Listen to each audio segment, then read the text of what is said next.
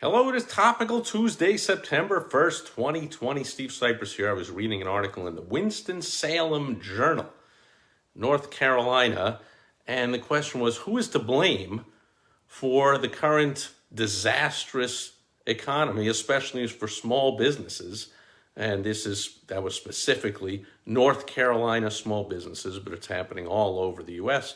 and really all over the world. Small businesses, which are the backbone of the economy and employ over half of the workers in America, or did, before the great shutdown hit, picking winners and losers and favoring big business over small business, which of course government always does, and they love big business, and now they took this opportunity to pretty much crush small businesses. But what this article said is, in this survey, not surprisingly, that the Democrats blamed Trump and the Republicans blamed the Democrat governor of the state of North Carolina. So who's to blame?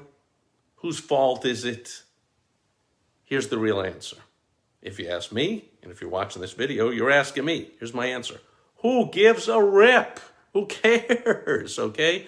You, small business owner, entrepreneur, are not going to be successful looking for who to blame when things go bad, looking for whose fault things are when things aren't going your way. You need to be results-oriented. Who gives a rip whose fault it is? Get to work. Even in great times, we all have heard the numbers, I'm sure you have, that 90% of businesses don't make it to their fifth year. Half of all businesses fail in the first year. That's in good times, bad times, horrible times, boom times. Doesn't matter. Businesses are always closing. I saw something a couple of weeks ago that said, you likely won't hear this, and if you're a small business owner who's suffering right now, you won't want to hear it. But the facts showed that small business closings are about at the normal number that it would be anyway, whether there was a great shutdown or businesses being forced to be closed or open up at a quarter capacity and jump through hoops and spend lots of extra money cleaning and making things with plexiglass and all this kind of crap. So the bottom line is, I started my first multi-million-dollar business back in the days of 21% interest and rampant inflation and a really crappy economy in the late 70s. I've been through this for decades, the ups and the downs. I've started at least two and possibly a third business that will become seven-figure successes all in the last few months, thanks to this greatest time of opportunity of our lifetimes. That's what a downturn is. We waited 12 years for this. Through the tepid, lukewarm, crappy recovery under Obama after the Bush debacle, we've just had a couple of decades here of winning presidents. So we had Bush destroy the economy, and then Obama knows nothing, of course, about anything to do with anything about the economy, so he got it limping along. That's not good for anybody. Economy's got to go through ups and downs, and during the downtime, you've heard the saying, buy low, sell high. During the downtime is a buying time. It's a low time. It's a time of opportunity. It's time to start new businesses, buy up old ones, buy advertising space, buy employees that are just out there for the taking right now. And I don't mean buy as in slavery. I mean, it's time to acquire more technology, more equipment, more employees, more help, more team members, more businesses, more of everything that happens during the downturn. Don't know when we'll see another one, how long this will last. I don't know if we'll ever see anyone as pronounced as this downturn has been. So I'm calling it the greatest time of opportunity of our lifetimes.